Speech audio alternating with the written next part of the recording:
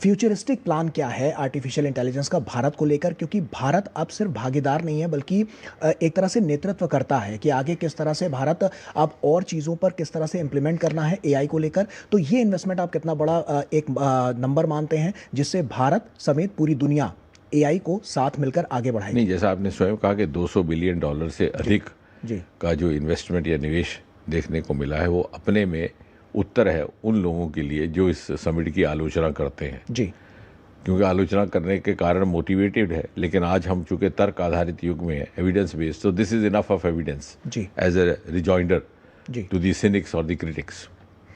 दूसरी बात ये कि आज भौगोलिक दुनिया है, ग्लोबल वर्ल्ड है। जी कोई भी देश साइलोज में कामयाब नहीं हो सकता, और इस तरह से धीरे धीरे हिंदुस्तान एक बिजनेस हब भी, ग्लोबल बिजनेस हब के तौर पर भी उभर रहा है जी और एक प्रिफर्ड ग्लोबल डेस्टिनेशन के तौर पर भी। जी और आपको इस बात का ध्यान होगा कि हमने आज नहीं, आज से कुछ साल पहले ही dedicated AI mission, national artificial intelligence mission जी लॉन्च किया था प्रधानमंत्री के द्वारा ही। जी उस समय उसको 10,000 करोड़ रुपया रखा गया था।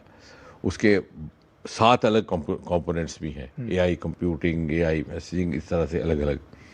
और उसके साथ साथ उसका एक बड़ा इकोसिस्टम का हिस्सा है वो, जहाँ नेशनल क्वांटम मिशन भी है, जहाँ पहले चरण में 6,000 करोड़ रुपया रखा गया।